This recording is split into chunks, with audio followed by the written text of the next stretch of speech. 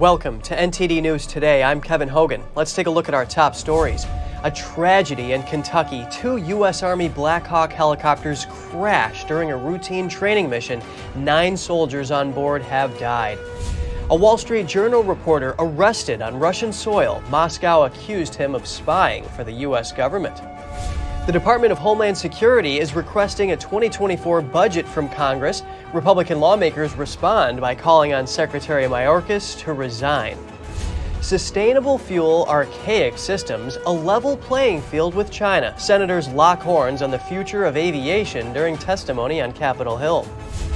The grand jury probing former President Trump reportedly taking a month-long break. A planned hiatus is the reason. We examine this, the media narrative, and what the break suggests about the weight of the evidence.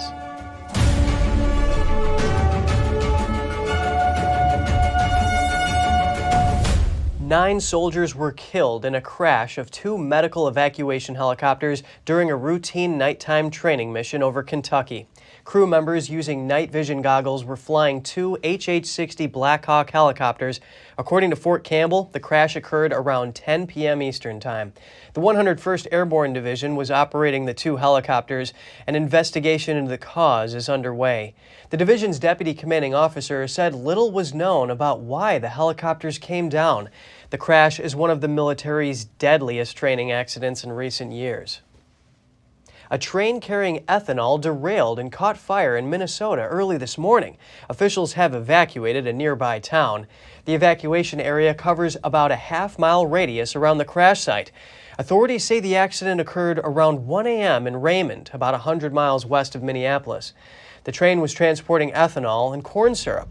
The accident affected nearly 24 train or tanker cars. No injuries have been reported.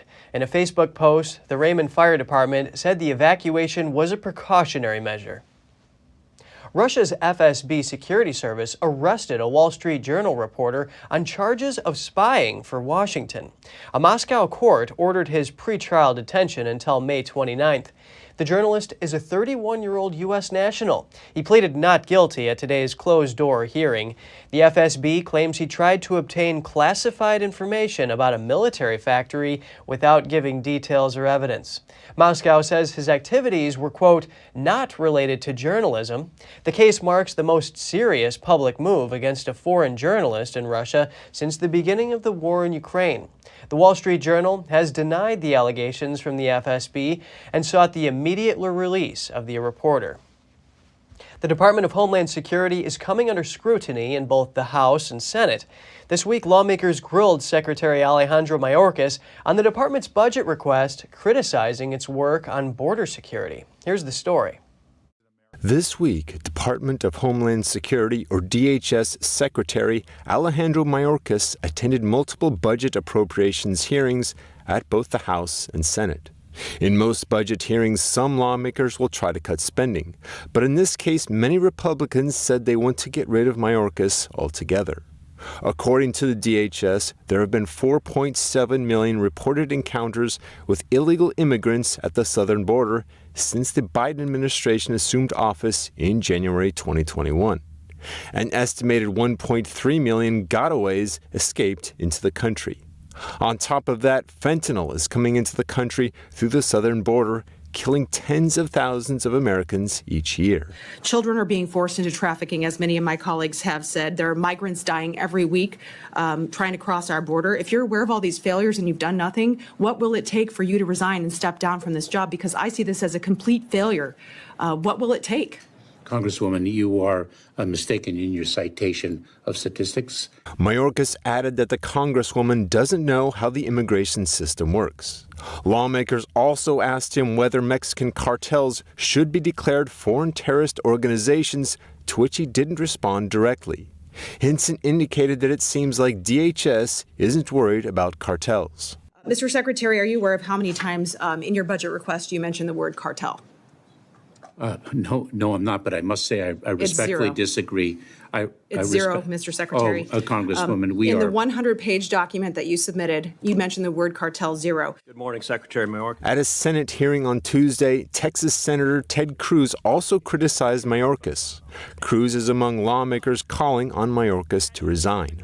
Let's look at CBP encounters. You can see 500,000, 500,000, it drops to the lowest level, and boom, what happens? You show up. And that red line is you. That red line is Joe Biden. And you're claiming nothing happened. Oh, gosh, this was here before us. No, you made the decision to allow this to happen. The Homeland Security budget request for fiscal year tops $100 billion, with $60 billion defined as discretionary. The Federal Aviation Administration was in the spotlight yesterday. Senators jousted on Capitol Hill, each painting a different picture of what can bring the agency into the future. NTD's Daniel Monahan brings us more.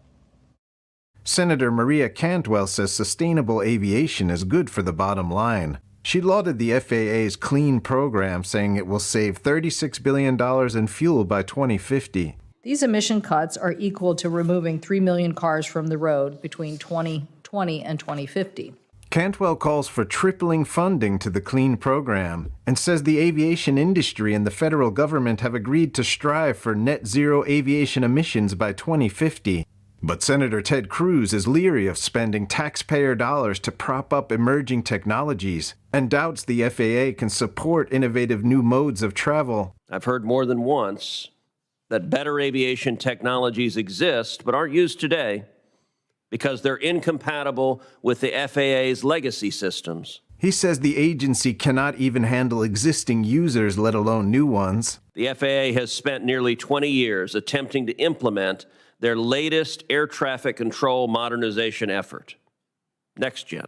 Cruz says what should have been a transformative upgrade to American air traffic systems has become a tech refresh effort plagued by delays and cost overruns with limited benefit to the public. Cruz also took a shot at Transportation Secretary Pete Buttigieg, who oversees the FAA. Just last week, Secretary Buttigieg asked airlines to cut their schedules in New York by 10% because the FAA couldn't keep up with the traffic. Cruz criticized sustainable aviation fuel as well. He says such fuels cost up to 8 times more than traditional jet fuel and says those costs would be shifted entirely to the flying public. Meanwhile, Senator J.D. Vance drew attention to an apparent double standard with China. China is the dirtiest economy in the world. They emit about 2 times as much carbon as we do. Why are we effectively penalizing the American aviation industry while we don't require or even attempt to force the Chinese to do the same to their aviation industry? Vance says everyone believes in technology and the importance of moving American industry into the technological future, but the senator calls for a level playing field. If we allow the Chinese to operate their industrial economy more cheaply than in the United States, we're offshoring the very basis of technological innovation. The hearing was part of congressional work on a 5-year spending and policy plan for the FAA called a reauthorization. Daniel Monahan, NTD News. U.S. House lawmakers have voted in support of an energy bill amendment. It would prevent Energy Department efforts to outlaw most gas stoves on the market today. More than 24 Democrats joined Republicans in supporting the measure. It's part of a Republican-led pro-fossil fuel bill package, which the Biden administration has vowed to veto. It comes after the Energy Department proposed an energy efficiency rule. It would be a first-of-its-kind regulation for cooking appliances. The Energy Department said in February it would mean about half of gas stoves being sold today wouldn't be in compliance. The amendment would prohibit the Energy Secretary from implementing the proposed rule on gas stoves and any other similar rule limiting access to gas stoves. According to the Energy Information Administration, about 38% of U.S. households use natural gas for cooking. That's about 40 million gas stoves. Indicted FTX cryptocurrency exchange founder Sam Bankman-Fried arrived at federal court in New York today. Waiting for him was a large gathering of media. He is expected to plead not guilty to new U.S. criminal charges, which include conspiring to violate campaign finance laws and bribe Chinese authorities. Bankman-Fried had earlier pleaded not guilty to 8 federal charges, including fraud and conspiracy for allegedly stealing billions in FTX customer funds to plug losses at his hedge fund. A source said he also plans to plead not guilty to the new 13-count indictment. The new charges add to the pressure on Bankman-Fried. He is now facing a possible sentence of decades in prison if convicted. His trial is set to start in October.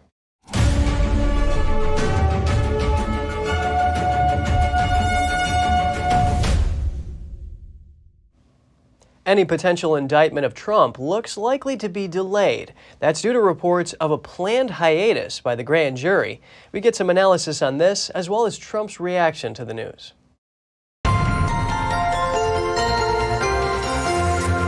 Joining us now to discuss is constitutional attorney Jenna Ellis. Jenna also served as a senior advisor and counsel to President Donald Trump. Jenna, it's great to have you with us again. Thanks, Kevin. Great to join you. Can you start by giving us a brief overview of the timeline of the developments in this case and then highlights the significance of the previously planned hiatus that has resulted in the break? Yeah, so there are reports coming out now that any potential forthcoming indictment won't be contemplated by the Manhattan grand jury until at least the end of April. So this shift in the planning process, of course, would delay any potential indictment and possibility of an arrest that President Trump has said has been forthcoming. And so reports have said that this was a planned hiatus for the grand jury, particularly around the Easter holiday. And of course, I think both sides will use this particular hiatus for their advantage in terms of the narrative. Yes, and I want to talk about how this is being framed here. Has there been any change to the narrative in the mainstream media over the last week surrounding this case? Well, of course, the mainstream media is now framing this that President Trump falsely claimed that he would be arrested and that impending arrest because that didn't happen on the timeline that President Trump predicted. President Trump's team, of course, responded that it was due to the outrage over the weaponization of government that ultimately led to Alvin Bragg potentially reconsidering whether or not to submit this case to the grand jury for a return on indictment or no bill. So both sides, of course, are playing this to their advantage, but it ultimately remains to be seen what the grand jury does because they are an independent deliberative body. Talking some strategy here, what do these recent developments suggest about the amount of evidence or lack thereof in the effort to indict Trump? And are there concerns about this potentially backfiring? There are always concerns about it backfiring when this is more of a politically motivated prosecution and there's so much politics around this rather than just being the exercise of enforcement of the rule of law. And so looking at the actual case that Alvin Bragg has, legal experts and myself included have said that he has a very, very weak case, and it looks like simply a target of President Trump rather than anything that is genuinely legally substantive. So how this particular hiatus may play into the political headlines, of course, will be the court of public opinion. But ultimately, I think that this particular hiatus doesn't necessarily look like it weighs in on the evidence or lack thereof. It will just remain to be seen whether or not the DA actually moves forward with this, and also how this ultimately impacts the other ongoing investigations in Fulton County, Georgia, and the special counsel out of Washington, D.C. Because since there is such a lack of evidence in the Manhattan DA's case, that may give cover for either Fulton County or Washington, D.C. to look stronger just on pretext by comparison. I don't think that either of those cases are legally substantive either, but by comparison, the left may shift that narrative as well. It is very interesting how you mentioned how these other cases could play a role here. Trump praised the grand jury following the news of the break, saying that he's gained such respect. What does this suggest about the veracity of the anonymous sources Politico cited about the hiatus? Well, I think that President Trump, like he always does, is playing, of course, to his strength in the media. And so he is praising the grand jury, hopefully, so that they will not return that bill of indictment. And so even though the indictment seemed to be forthcoming a lot earlier, since that hasn't been forthcoming and there have been additional witnesses and additional times of deliberation and now this hiatus, that may suggest to President Trump that the grand jury is taking its time and that this isn't just a slam dunk for Alvin Bragg on a return of indictment. Trump had mentioned that he sees them not as just a rubber stamp in this case. Constitutional attorney Jenna Ellis, thank you so much for your input. Thanks so much. The Supreme Court seems sympathetic to a wife of a delinquent taxpayer. She says the IRS went too far in secretly reviewing third-party bank records. The IRS claims Remo Polselli owes $2 million in taxes and penalties. It ordered the bank records without notice, including records of his wife's financial dealings and law firms that worked for them. Throughout the hearing, the justices said the IRS needs tools to pursue delinquent accounts, but also suggested they need to guard against potential abuses. The Biden administration says the IRS doesn't need to provide notice to third parties so that delinquent taxpayers don't get a head start in hiding assets.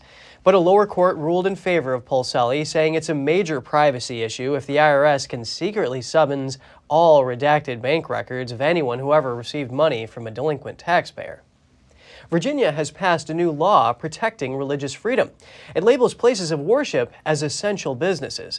The aim is to stop the kind of church closures that happened during COVID lockdowns. Governor Glenn Youngkin signed the new law this week. The Family Foundation called it a victory for the First Amendment and restrained government. Florida's Governor Ron DeSantis was one of the first governors to deem houses of worship essential services. He signed a similar bill into law in mid-2022. Residents of North Carolina can now buy a handgun without getting a permit from a local sheriff. State lawmakers did away with the requirement by overriding the governor's veto. The bill eliminates the permit system requiring sheriffs to perform character evaluations and criminal history checks of pistol applicants. Supporters of the bill say this was no longer necessary in light of significant updates to the national background check system. Opponents say it allows a greater number of dangerous people to obtain weapons. The Republican-controlled state legislature on Wednesday overrode Democratic Governor Roy Cooper's veto of the bill, a first since 2018. The permit repeal takes effect immediately. Those who purchase pistols from a gun store or a federally licensed dealer are still subject to a national background check, and concealed weapons permits are still required. Now we hear from a California woman who once identified as transgender. She had both of her healthy breasts removed when she was just 13. She later regretted the decision and is now suing those responsible. NTD's Daniel Monahan has the story. Layla Jane experienced a lot of mental health issues from as far back as she can remember.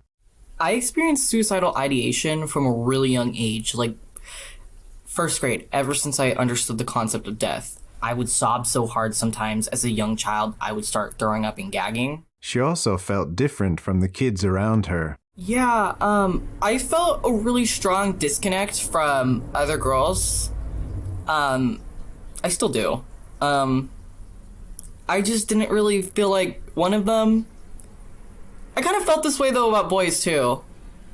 I didn't really feel like one of them either. Having seen stories of famous transgender people like Caitlyn Jenner online, Layla decided to visit a therapist at a transgender clinic when she was 11. And she really just kind of sat back and said, okay, you're not the first trans person to come through my office. You're not going to be the last. You know, this is normal. This happens. And she really just affirmed. She didn't ask any meaningful questions as a, why do you feel like this? Why do you want to make these changes? What prompted this? Is there something underlying? Maybe there's some underlying trauma that could be fueling this. Layla was given birth control pills to stop her menstruation and was eventually referred to Dr. Susan Watson at the Kaiser Permanente Transgender Clinic in Oakland. And she got the ball rolling for me to get on puberty blockers. Eventually testosterone, and eventually a double mastectomy. Layla says little attention was paid to her mental health. I had nobody else looking at the mental side of things. I didn't have consistent therapy with the local therapist. That wasn't required, so I just didn't do it. She says she had a couple of appointments with Dr. Watson, who did discuss the long-term effects. You know, I was a child, and I don't think I really fully understood the permanence and everything. I mean, you don't let a kid at that age smoke, drink, get a tattoo, vote, drive. But I was allowed to do that. Layla suffered nerve damage, multiple other side effects, and faces possible infertility. She no longer identifies as transgender. Her legal team is accusing her medical providers of grossly and recklessly breaching the standard of care and failing to adequately assess and treat her complex array of mental health symptoms. They're also accusing Kaiser Permanente of coercing Layla and her parents with the threat of suicide. NTD reached out to Kaiser Permanente but did not receive a response.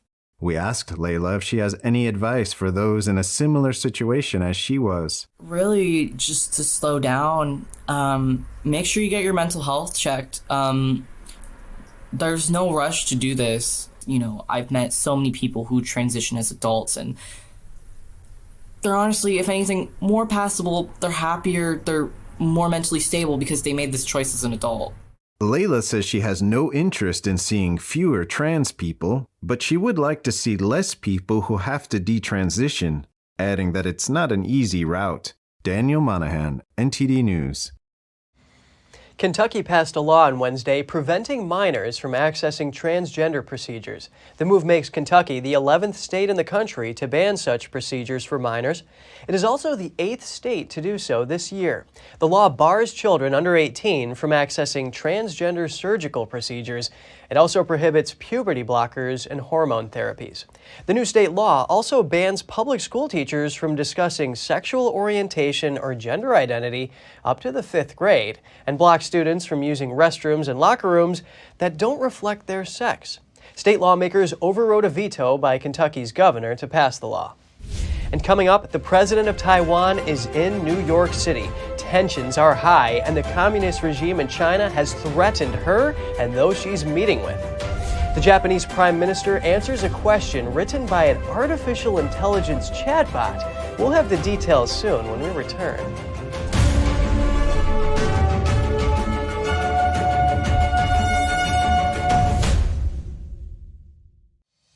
We're entering an unprecedented period of economic turmoil. The economy is unstable, our government is in shambles, and the global war on energy has created a domestic crisis. Americans need a way to protect their financial future. One way to ensure your wealth in retirement is by purchasing physical gold and silver. We can help. You can roll any part of your retirement account into a gold or silver IRA. Better yet, you can open a gold or silver IRA in 5 minutes or less using our online application. Preserving your family's financial legacy is a choice that's always available to you.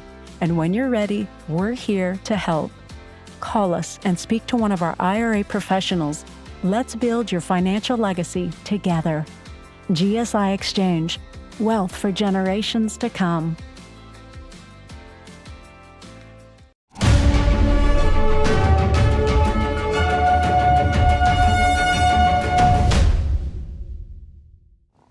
Welcome back. Taiwanese President Tsai Ing-wen is spotted at a hotel in New York while on a sensitive U.S. stopover.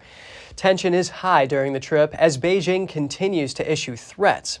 Tsai is on her first U.S. stopover since 2019. She's en route to Guatemala and Belize. She plans to stay in New York until Saturday and will visit also Los Angeles on her return from Central America. She's expected to meet current U.S. House Speaker Kevin McCarthy. A spokesperson from Beijing said that if Tsai met with McCarthy, the Chinese regime would, quote, definitely take measures to resolutely fight back. White House National Security spokesperson John Kirby has urged China not to use a normal stopover as a pretext to increase aggressive activity against Taiwan. The U.S. stopover is Tsai's 7th since taking office in 2016 and comes amid concerns in the United States and elsewhere that Russia's invasion of Ukraine might embolden the Chinese regime to move against Taiwan. Taiwan's armed forces say they are watching for any Chinese moves while Tsai is abroad. Speaking of threats from China, the big question on Americans' minds, will the U.S. ban TikTok? Heated debate on the topic in the Senate yesterday between two Republican senators, actually. NTD's Jeremy Sandberg has more on their arguments and the response from Democratic lawmakers. Senator Paul on Wednesday objected to Senator Hawley's request for unanimous consent to fast-track a ban on TikTok in the U.S. They say, oh, the app's full of propaganda and your young people will be dancing into communism. Well, go to the app and search for Falun Gong. Go to TikTok and search for videos advocating Taiwan's independence. Criticism of Chinese President Xi Jinping.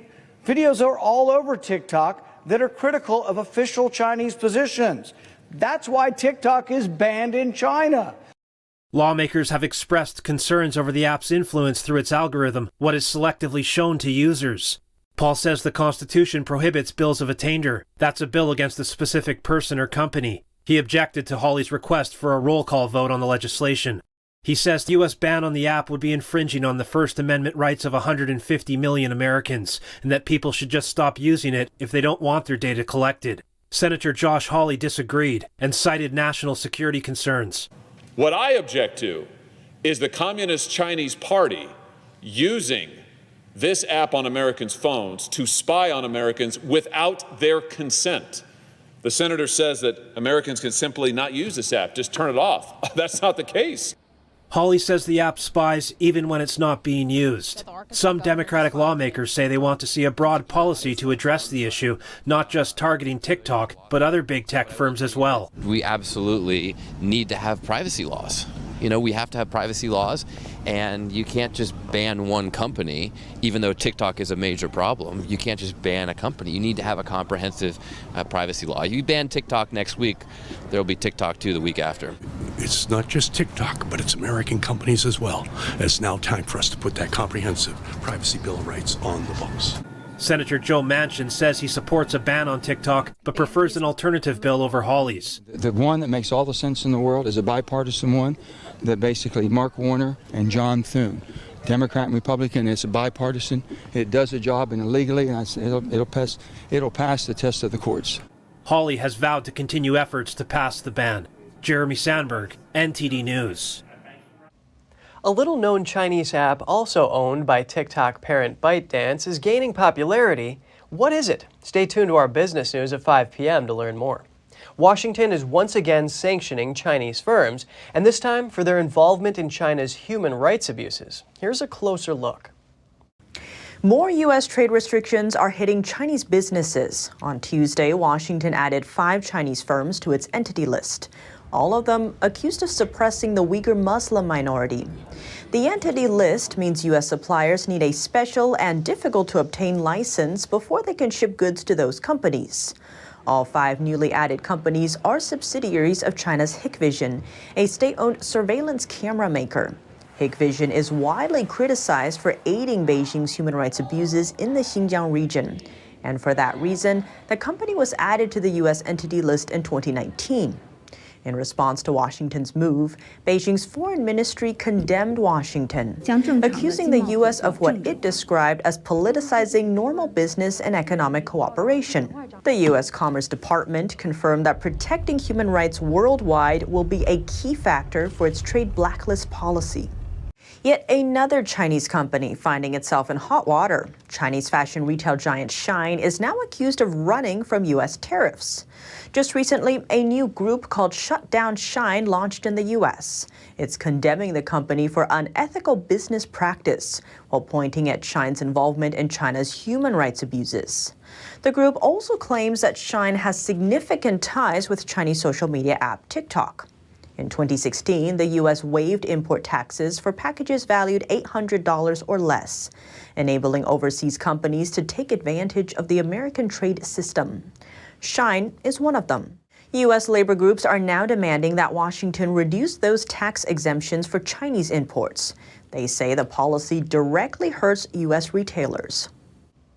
Washington returning to dialogue with China, but officials are keeping it low-key for now. This comes 2 months after Secretary Antony Blinken canceled his planned China trip over the spy balloon incident. The State Department confirmed Tuesday that a U.S. official visited China last week. That official is Rick Waters, Deputy Assistant Secretary of State for China and Taiwan. He's the State Department's China coordinator. Das Waters met with working-level counterparts and U.S. government colleagues in an official capacity. He visited Hong Kong, Shanghai, and Beijing as part of his trip, and don't have really anything additional to offer. Asked if the visit is prep for Blinken's visit to Beijing. As it relates to the Secretary's trip, we have long said that the trip is postponed and will be rescheduled at a date when conditions allow. The important thing to remember here, and I think this is a key piece of Das Waters' trip, is we have long said that we believe it is important to maintain lines of communication with the PRC. Blinken was originally set to visit China earlier this year in February, but the trip was canceled after the U.S. found out a Chinese spy balloon floated across the U.S. A Japanese lawmaker is using AI bot ChatGPT in official business. He presented the Prime Minister of Japan with a question generated by the bot. It happened during a parliamentary session in Japan's lower house. I asked a question to ChatGPT, the trending subject of generative artificial intelligence. If you were a member of the House of Representatives in Japan, what questions would you like to ask Prime Minister Fumio Kishida in the parliament regarding a draft amendment to a bill to revise the law on special measures against new types of influenza and other illnesses? At the very least, by a quick look, the answer I had given earlier about many opinions and proposals being received from the local government and medical professionals compared to the response from ChatGPT, my answer was more specific in naming the people involved, such as the National Association of Local Municipalities and the Societies of Commerce and Industries, so I feel my answer reflected the actual situation more than the one by ChatGPT. After Prime Minister Kishida answered ChatGPT's question, the opposition lawmaker asked ChatGPT what it thought the Prime Minister would answer. Kishida and other lawmakers could be seen looking at the papers with the chatbot's response. Kishida insisted his answer was better. It drew a brief laugh from lawmakers in Japan's parliament. The exchange was the first time artificial intelligence technology was applied in Japan's legislative discussions. Kishida said there is potential for government officials to use the tool in the future. And if you have any news tips or feedback for the show, don't hesitate to email us at news.today@ntd.com. And just ahead, Ukraine's president is inviting Chinese regime leader Xi Jinping over for a visit. That's after Xi wrapped up a 3-day visit to Russia. Spain is struggling to control over 100 wildfires along with record heat. Thousands of acres have burned. More shortly here on NTD News Today.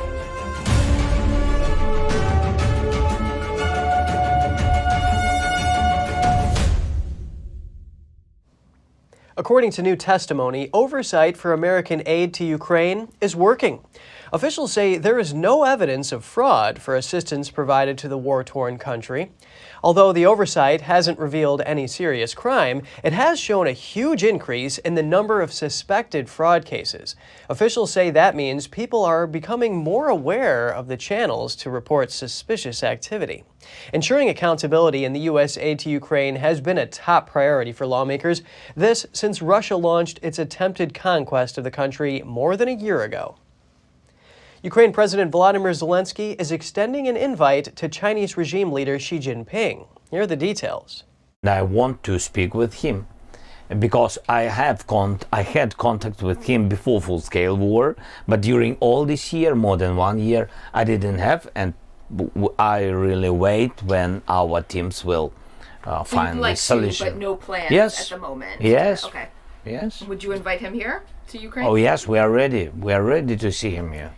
Chinese leader Xi Jinping just wrapped up a visit to Russia last week. The two countries pledged to boost military cooperation, and Putin said China's peace proposal on the Ukraine war is in sync with Russian approaches.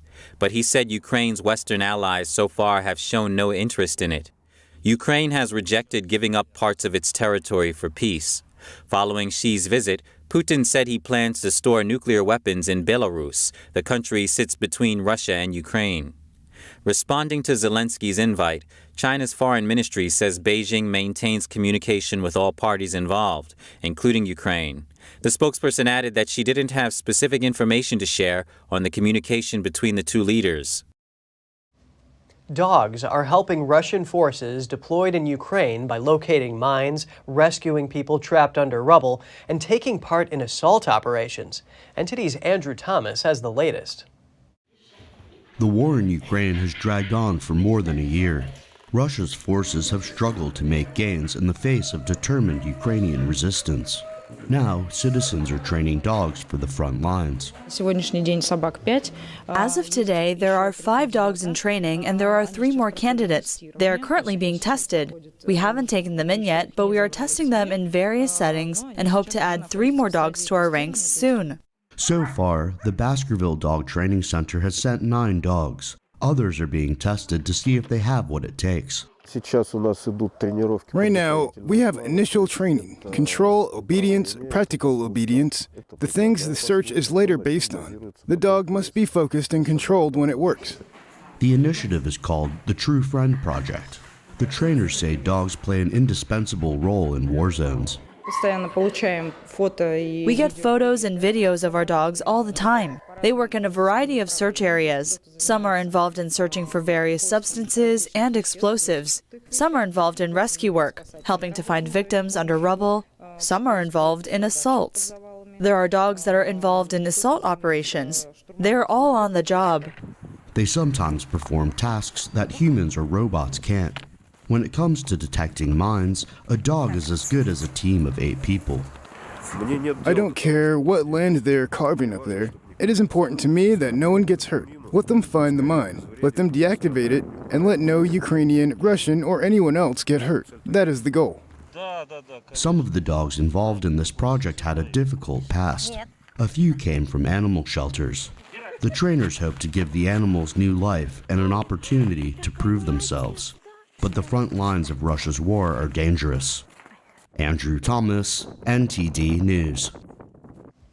More than 100 wildfires are alight in the northern Spanish region of Asturias. Record-high spring temperatures throughout Spain have made conditions ripe for fires. Spain registered its hottest March 29th on record, with temperatures 7 to 14 degrees above normal. Footage shows cars driving just feet away from huge flames and firefighters spraying water to damp down the area. Asturias has banned forest access and the use of machinery in forests. A regional authority said on Twitter that those who set the fires are criminals and delinquents and will be prosecuted and treated as such. Spain is still fighting the first major wildfire of the year. It sprung up in the eastern Valencia region last week and has destroyed almost 12,000 acres. The country led Europe in wildfire damage in 2022, which was its worst year for wildfires since 1994. Over 60% of Scottish transgender prisoners only transitioned after being locked up. According to a report in The Telegraph, 19 transgender prisoners are in Scotland's prisons, and 12 of them began their transition after their date of admission. The report said 7 people born as men who identify as female are being allowed to serve their sentences in the women's prison. The revelation comes after outcry this year over transgender double rapist Adam Graham, who identifies as Isla Bryson. The offender was held at a women's prison before being moved to a male one. The Italian government has approved a draft of a law that would ban food and meat produced from cell cultures in labs. Here's Italy's Minister for Agriculture. We think that products made in laboratories do not guarantee quality, do not guarantee well-being. They also do not guarantee, let's say it with pride, the safeguard of our culture and our tradition, given part of our society and our model are tied also to the wine, food and agricultural production. Should the law get final approval in Parliament, it would result in a complete ban on synthetic food, both for humans and animals, including the sale, import, and commercialization. Those breaking the law would incur a fine up to $65,000. Italy's farmers' lobby strongly advocated for the initiative, but it has angered some animal welfare and environmental groups. And coming up in Geneva, the Watches and Wonders trade show opens this weekend. The Swiss watchmaking industry is healthy despite inflation and economic uncertainty. Belgium chocolate chefs are strutting their stuff for Easter. Stay tuned when we return for a creative Easter egg display.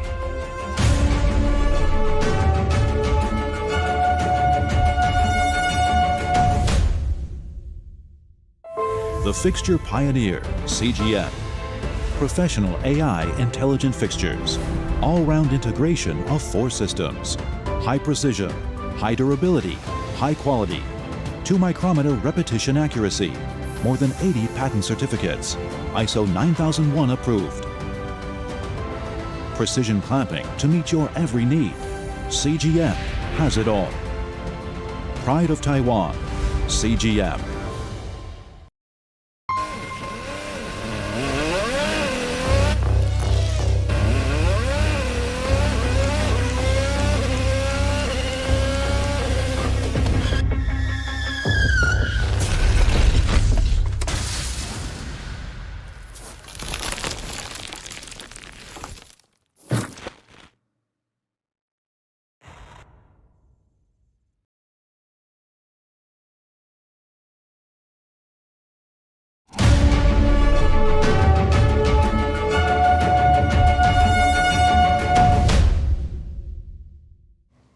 Good to have you back with us. The Swiss watchmaking industry is thriving despite inflation and economic uncertainty.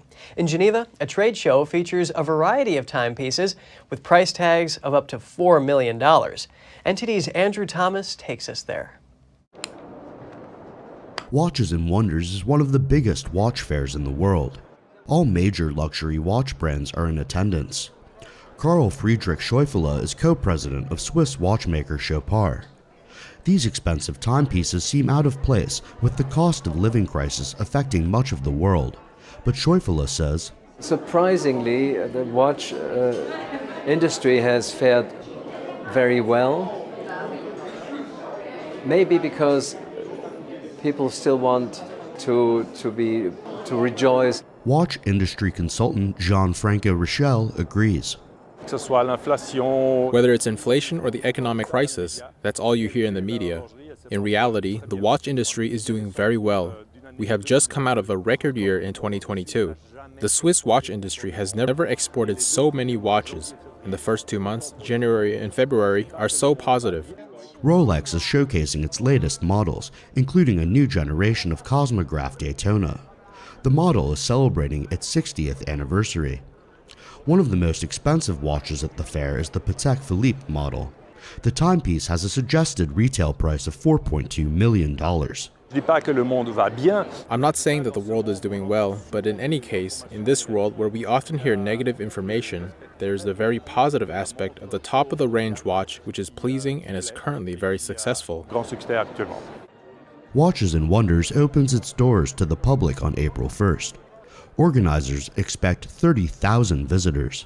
Andrew Thomas, NTD News. In Belgium, an exhibition of extravagant chocolate eggs sparks fantasies of Easter. They aren't just a feast for the eyes. Let's take a look. Jules Fabergé, statue of Moai, and chocolate eggs adorned with flowers. These are part of an exhibition at a Brussels hotel, just in time for the upcoming Easter. The aim of the exhibition is to bring together chocolatiers and pastry chefs. We invited 20 of them for this first edition, bringing together people who are passionate and love art and tastes and sharing. The public met the chefs on the opening day of the exhibition. British-born chocolate master Michael Lewis Anderson accomplished his work within 1 day, using almost 100 pounds of chocolate. There's roughly about 45 kilos of chocolate inside. It's quite heavy, actually. Transportation was a little bit scary because obviously, as you see, it's going up. It's like you don't want to do the Tower of Pisa effect, falling over in Brussels, you know. Transport isn't the only challenge. What's difficult with chocolate is not only the temperature, it's also the humidity. Also, chocolate can also attract different smells or flavors, and then you have to be very careful with that. But that didn't stop passionate chocolatiers. Award-winning chef Frederic Blondel came up with a fresh idea with his creation. He decorated an egg with silhouettes of the world map. We wanted to represent the world. I think it's an important fact today with everything what's happened. And everybody has to take care about the world. So that's why I have the title, Heat Me Up, I'm a melting baby. These eggs stand about 20 inches tall. And while they are indeed edible, they aren't up for sale. The exhibition will run until after Easter. Only so many Easter eggs can be brought into the United States. Customs and Border Protection wants to make sure people know about the limit. The limit is 12. That rule is aimed at something called cascarones. Those are real eggs that have been emptied, filled with confetti, and then decorated. The problem is that eggshells can transmit diseases like bird flu, which was largely responsible for the most recent egg shortage. Authorities say people bringing in cascarones should make sure the eggs are clean and dry and free of any residue. And as always, no fresh eggs, raw chickens, or live birds are allowed to be brought into the U.S. 5 rare editions of William Shakespeare's works are going on sale in England. For centuries, his words continue to inspire through these pages. The collection showcases compilations of the playwright's works published 400 years ago. It contains 5 volumes by the British literary giant, 4 original folios, and a first edition collection of the sonnets. These writings established him as the king of literature. The most expensive is the first folio. It compiles 36 of Shakespeare's 37 plays.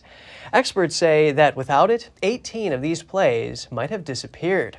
None of Shakespeare's original manuscripts are known to have survived. Shakespeare is the king of English literature. There was no other author or playwright that had so many editions published in this period. And really, that is what cements him as the number one. Absolutely. There's plays like Macbeth, The Tempest, All's Well That Ends Well, Twelfth Night. These are first published here, and they would almost certainly have been lost without the publication here. Really want to know what he's like, look not on his picture, but his book. The set of books has an asking price of over $10 million. The books are available as a set, but are also for sale individually. Leonardo da Vinci's paintings may have had a secret ingredient. According to a new study, old masters like Leonardo da Vinci, Botticelli, and Rembrandt may have used egg yolk in their oil paintings. Trace quantities of protein have been detected in the classic paintings.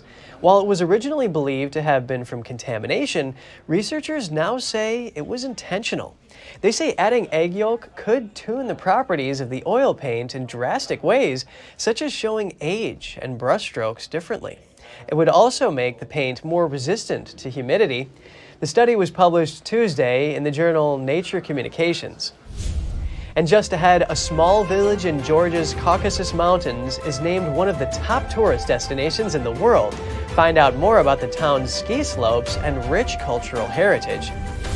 The European Space Agency has a special craft named JUICE, and it's about to embark on an 8-year journey. Details to come on NTD News Today.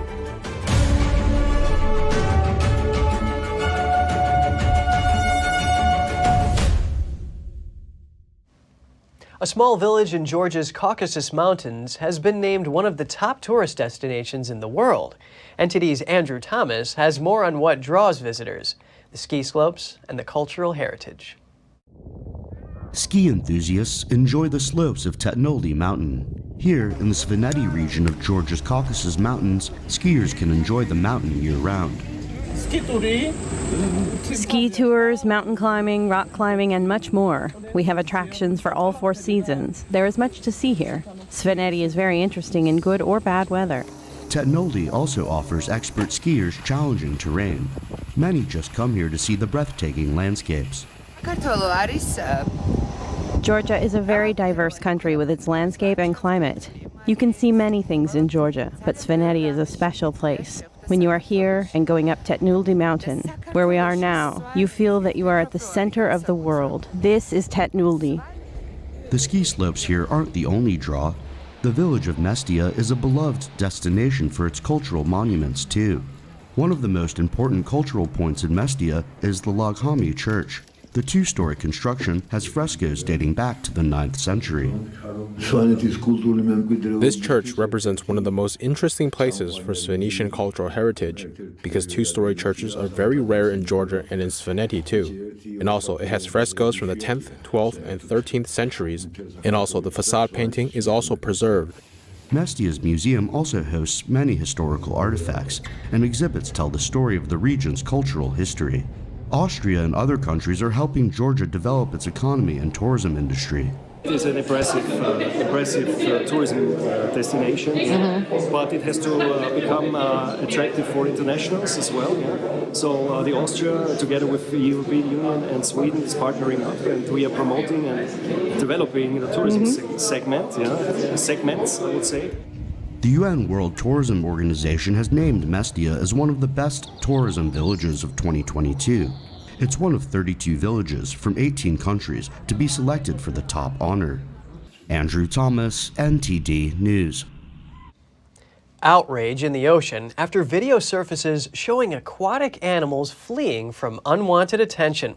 A large group of swimmers in hot water for swarming a pod of protected spinner dolphins.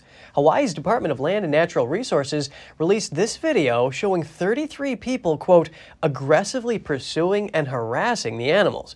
Under federal law, it's illegal to swim within 50 yards of the mammals. The rule seeks to keep tourists from disrupting the nocturnal dolphins who rest during the daytime. Conservation officers met with the potential perpetrators back on land. The case is under review. A mission to explore the secrets of Jupiter's ice-crusted moons is about to launch.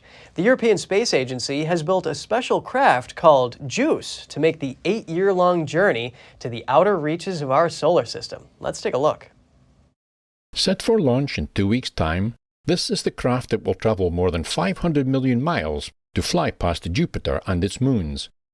The craft and the mission is called JUICE, the Jupiter Icy Moons Exploration, to investigate the emergence of habitable worlds around gas giants. JUICE is not in itself designed to look for life on an icy moon, but if we're going to find life elsewhere in the solar system, chances are it's going to be underneath the ice, if there is an ocean underneath the ice on one of those moons.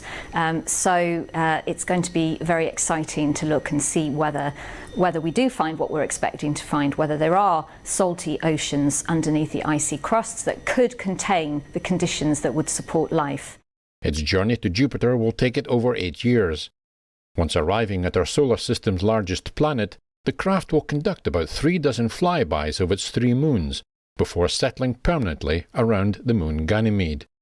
A space scientist said the environment around Jupiter can inform researchers about other similar gas giants beyond our solar system.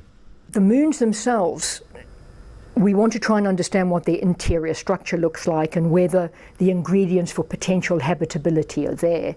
But the other reason that Ganymede is so important is that we think the internal structure of Ganymede is a whole new class of body known as a water world. Doherty said the information collected by JUICE can help scientists work out whether there's organic material on the surface of Ganymede. If you're looking for ingredients for life or for potential habitability to form, you need 4 different things. First ingredient is liquid water. The second one is a heat source, which we're almost sure we have at Ganymede because there's this internal dynamo field. Organic material. And then those first 3 ingredients to be stable enough over a long enough period of time that something can actually happen. The JUICE craft costs about £1.4 billion and was constructed by Airbus. It won't be attempting to land on any of the moons. We won't get underneath the surface with JUICE, but what JUICE will be able to tell us is how thick the ice crust is. So if we want to go back again and send a lander, at least we know where to land. You know, I'm often asked, why aren't you sending a lander now? We don't know where to land. The JUICE craft is scheduled to launch from French Guiana on April the 13th. NASA's Artemis 1 has ended its mission orbiting the moon. There was no crew on board, but a special passenger was there in witness. It was Shaun the Sheep, a 6-inch model of the children's animated character. The figurine made a trip to the moon along with the spacecraft, covering a distance of 1.4 million miles round trip. It has returned safely to the UK this week. An animation studio in Bristol unveiled a wall of photos honoring Shaun. A co-founder of the studio says Shaun made dreams come true for every child. The model also received a certificate celebrating this achievement. NASA's Artemis 1 lifted off from Florida last November. That was half a century after the last Apollo mission to the moon. NASA is studying one of the most powerful classes of explosions in the universe. This particular one is being called the BOAT, brightest of all time. Tuesday, the space agency announced it clocked a gamma-ray burst in October of last year that was unlike any other. Scientists say the pulse of intense radiation was so exceptional that it blinded most of the gamma-ray instruments in space. They believe a gamma-ray blast like this one is so rare it only happens once in every 10,000 years. It triggered numerous detectors on spacecraft and observatories around the globe, on the International Space Station, and even Voyager 1 in interstellar space. Astronomers believe gamma ray bursts come from the formation of black holes. NASA's James Webb and Hubble Space Telescopes searched for the supernova that usually follows long bursts, but they believe the entire star was swallowed up by the black hole instead of exploding. That's all for today's program. We're really glad to have you with us. Please send us an email if you'd like to tell us something. We're going to put it on screen. For podcasters, that's news.today@ntd.com. I'm Kevin Hogan, NTD News, New York City.